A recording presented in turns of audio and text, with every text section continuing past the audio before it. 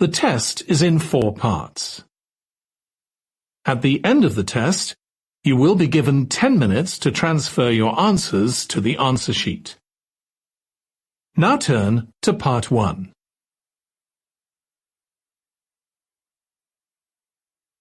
Part 1. You will hear 2 teachers, Andrew and Katie, discussing the coming excursion of their language class. First, you have some time to look at questions 1 to 6.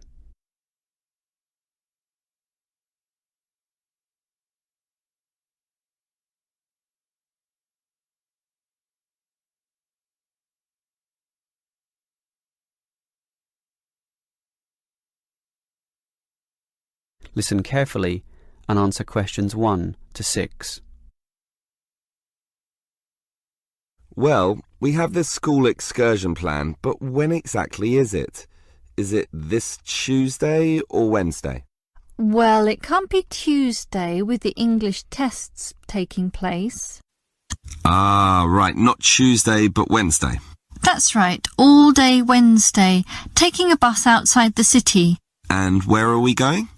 Last month we went to Arthur Island, so this time we're going to the animal park. Arthur Island was okay, but it was too cold. Let's hope the weather for this week's excursion is better. I don't suppose animals care about bad weather, but I certainly do. Have you heard the forecast? Yes, and it's not too bad.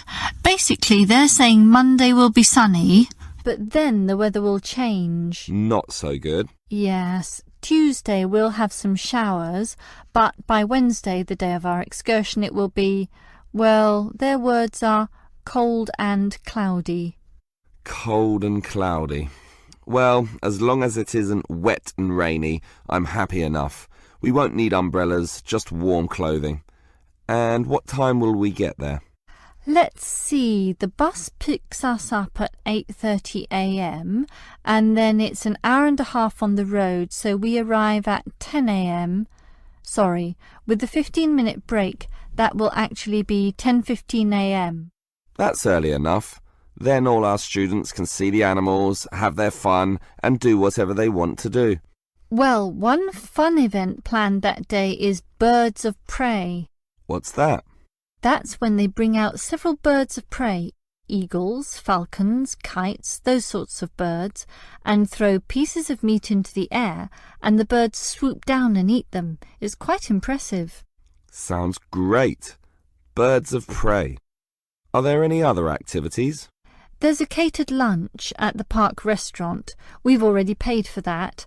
And in the afternoon there's... Well, I had a choice between the reptile display and the koala handling. In the reptile display, the students can handle live pythons and various other snakes. Surely they'd rather hold koalas. I'm sure, but the koalas can't be handled unless the weather's sunny, and given the forecast, I thought it better to choose the reptile display. That's a shame. These Asian students would love the koala handling. Yes, I know, but we can't control the weather. And then we get back. What time will that be? We leave the park at 4:30, but then we face traffic, so we won't get back until well after 6 p.m. It will most likely be 6:30, but that's better than the last trip. We didn't get home until 8:30 that time. Yes, that was a bit too late, wasn't it? Before you hear the rest of the conversation, you have some time to look at questions 7 to 10.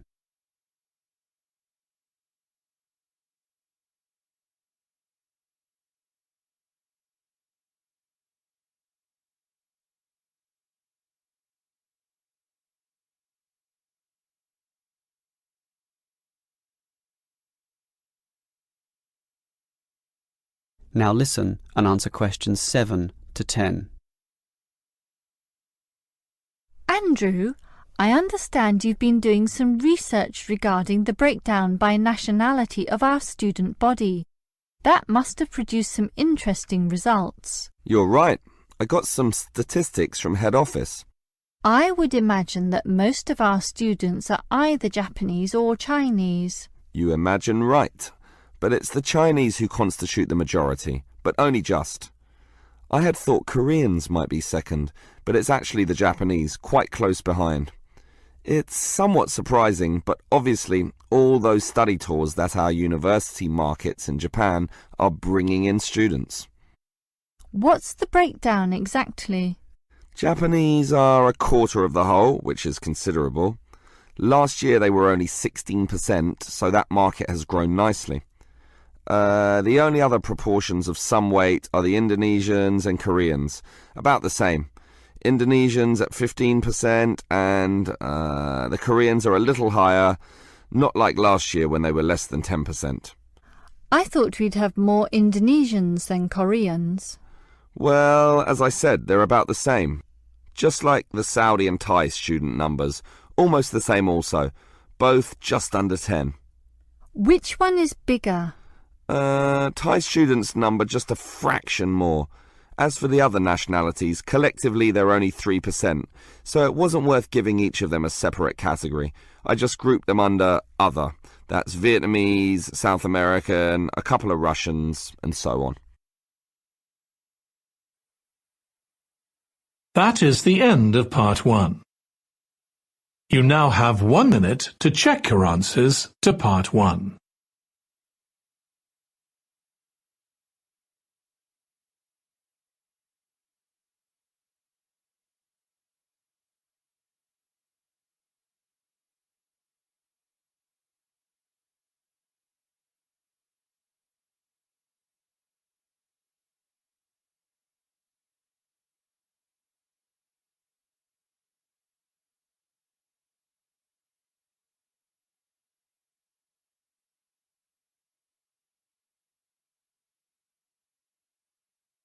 Part 2.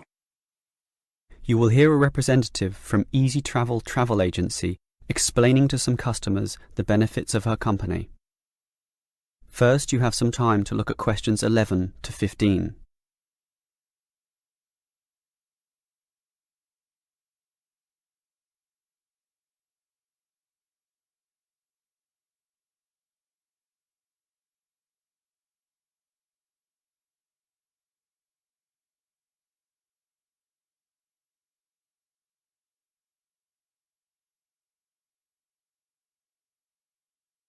Now listen carefully and answer questions 11 to 15. Hello everyone. Now you're here because you're interested in travel, right? And you're in the right place. For at Easy Travel we have the best deals for the best locations. We specialize in eco-travel, or holidays designed to get you amongst nature, ignoring the hustle and bustle of big cities. So whether you want to hike in Nepal, as many people do, or follow some jungle paths in the rainforests of Queensland, we can give you the best deal. If you look at our office here, you'll see our overseas consultants. That's for trips overseas, obviously, to Europe, to North America, but primarily for the Asian market, which is generally more popular in this part of the world. Most people like that touch of the Orient, right? But they also like the domestic market, since this country offers its fair share of beautiful natural vistas. What about the deserts, anyone? What about some striking red rock gorges? Then talk to our domestic consultants, who can arrange anything you want. But they deal with the accounts in the morning, so you'll need to talk to them in the afternoon. And remember, our office doesn't open at night, sorry to say. Now, around the outskirts and outer regions of this city, there are many beautiful places that you might not be aware of, and the advantages of these regional locations are many. Mostly by being closer, some of them can be done in a day tour. Yes, it's fast and convenient with none of those long-haul bus trips which often leave you cramped and uncomfortable and stuffing heavy suitcases into luggage racks. But I should tell you about our buses, those that are needed for the somewhat more distant holiday destinations. They definitely do not suffer from those problems I just mentioned. We use the services of the famous Sleek Line Company, whose buses are known as the very best.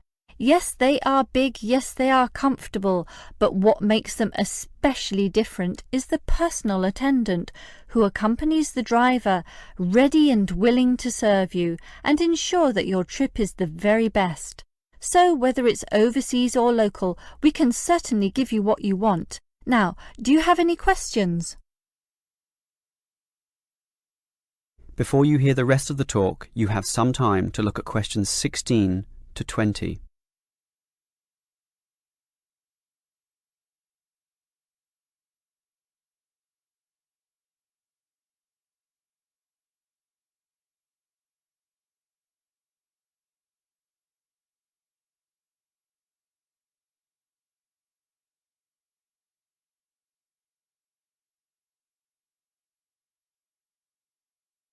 Now listen and answer questions 16 to 20. Right, let me orient you to our main Easy Travel office here. On this table right beside us are travel magazines for you to browse through, and on the wall next to that are many more for all parts of the world. Our 4 travel consultants sit over there on the other side of that long counter. That's right, 4 of them, side by side, all serving various regions. Now, let me tell you their specific functions. Firstly, the consultant on the left, next to the plant, is the local tours consultant, serving tours in the immediate vicinity of this city. Next to her is what we call regional tours, targeting the statewide options. Next to her is the interstate tours, and that can involve either buses or planes. In the former case, utilising the Sleek Line bus service, as you know. And finally, next to her in the corner is General Inquiries, which is self-explanatory. If you have questions of a general nature, rather than one relating to specific destinations, you can go there. Now, as I said, we can do international tours, and for that you need our big office, just through that door, the one between those 2 plants. However, if your international tour is in the Asian region, which is generally our most popular option, then we deal with that in a separate room, the one opposite international tours, but not the corner one. Just go through that door on the left, the one next to that cupboard. The door next to that is, in fact, our general office, so please don't go through there. That's reserved for staff members only. That is the end of part 2. You now have 30 seconds to check your answers to part 2.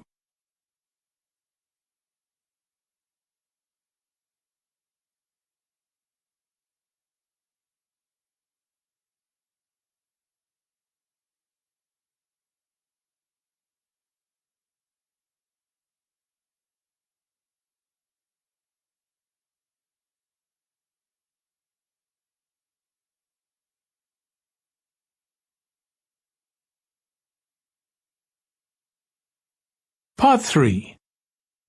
You will hear 2 students, Sam and Liz, discussing their university orientation program. First, you have some time to look at questions 21 to 24.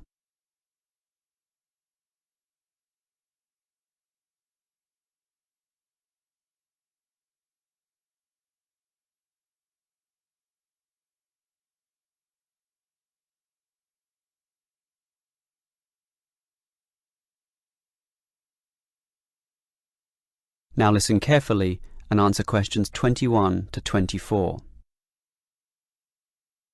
Hi Liz, how do you feel about starting university here? A little bit nervous, but I'm confident I can handle it. This orientation programme seems like it will help us a lot. Sure, I'm looking at the timetable here myself. It seems that there are choices available. I can see. So, what are you going to do Monday afternoon? In the morning we all have the opening lecture, but it looks like we have a choice later that day, as you said. Well, the careers lecture might be helpful, but I am interested in the uni tour. It's probably too early to be thinking of careers now anyway, and I want to know what's what at this new university, so I'm doing the tour. All right, I'll come along with you. Might learn something interesting. After all, we haven't seen much of this place yet, and we will be spending 4 years here. Tuesday is another full day too. In the afternoon there's a lecture about study skills, but that morning offers another choice. Library tour or student union induction? What do you think? I think the student union is very important, but we can go there any time, right? So we should take advantage of the library tour while it's being offered. Maybe the week after, you and I can go to the student union. Library it is then. Now, Wednesday has a free session in the morning, but after lunch there's a choice between visiting the computer lab or attending a lecture on our legal rights. Well, law and rights are important, but computers are the basis of everything these days, so I'm going to the computer lab. Don't you think knowing our legal rights is equally, if not more important? We live in a very litigious and complex society now. Sure, but it's something we can pick up later, so let's leave that one out. OK. Let me see the timetable. Thursday is a free day, and the week winds up with some celebrations on Friday afternoon. It looks like a fun choice too. There's either a barbecue on the main lawn or the dance. I never pass up the chance to eat something. What about you? If I can get a free meal, I'll take it any day, and I'm not good at dancing anyway. Well, that's that decided, right? Right. Before you hear the rest of the conversation, you have some time to look at questions 25 to 30.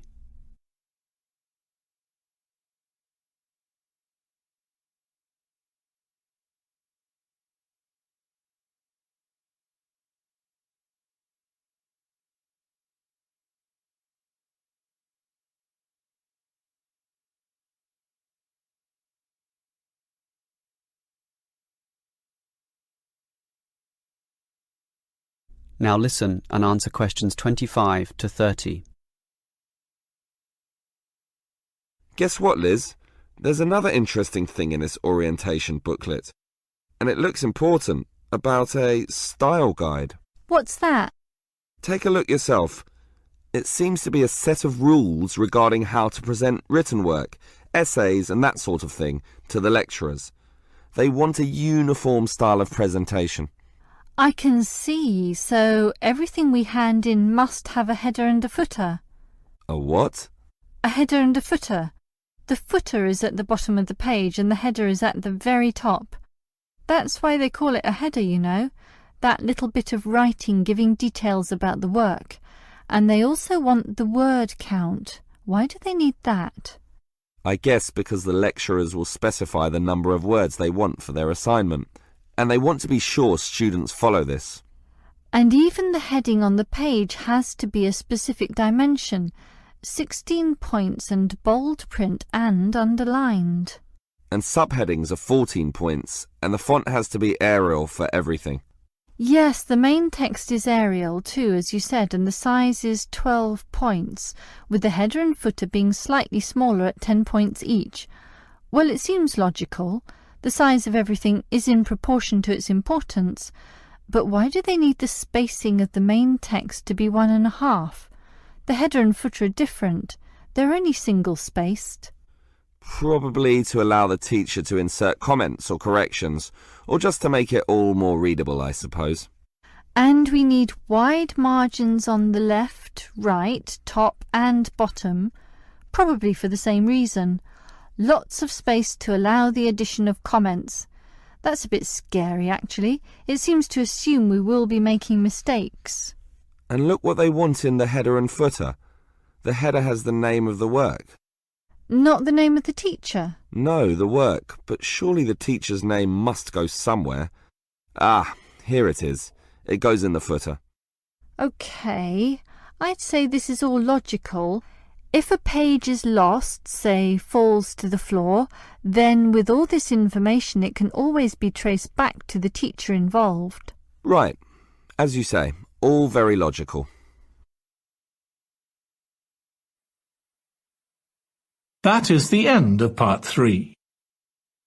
You now have 30 seconds to check your answers to Part 3.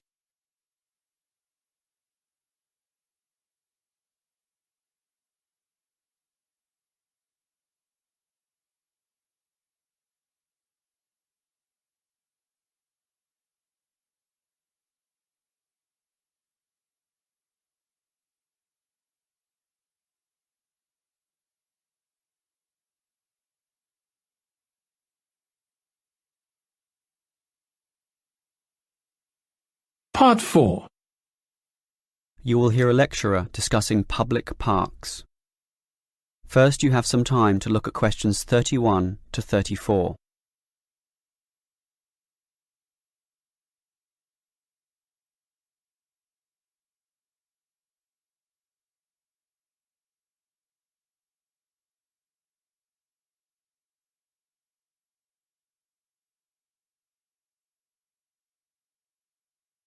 Now listen carefully and answer questions 31 to 34.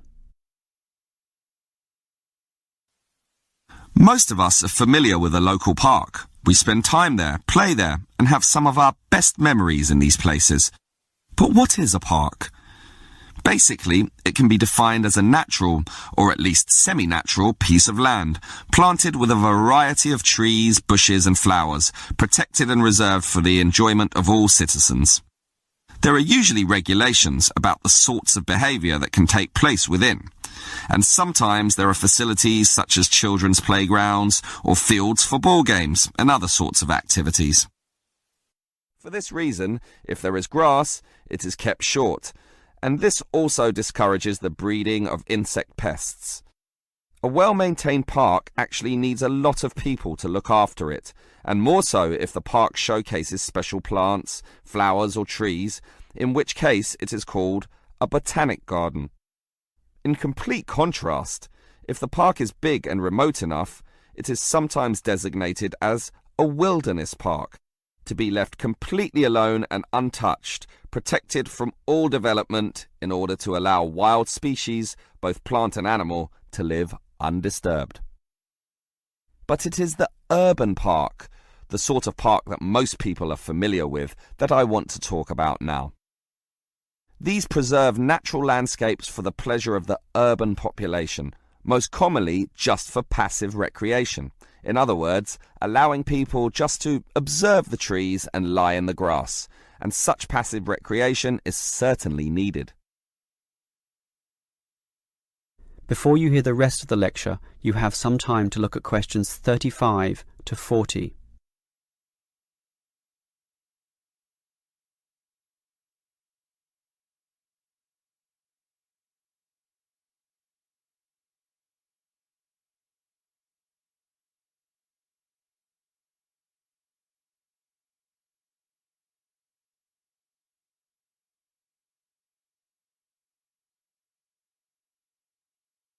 Now listen and answer questions 35 to 40.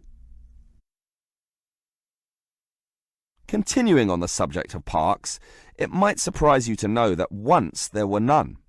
1,000 years ago, there was no need, since there were already extensive open spaces, forests and wilderness surrounding most cities and towns, for example in Europe.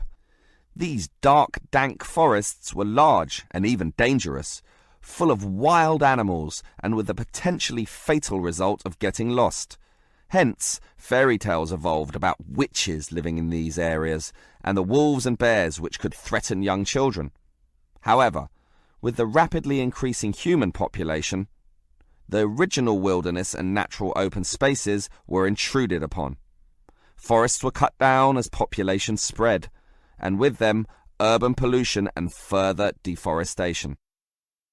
But it was only with the advent of the Industrial Revolution that people realized natural areas needed to be preserved to give the populace access to the sort of nature that was fast disappearing due to the uncontrolled development and demand for resources.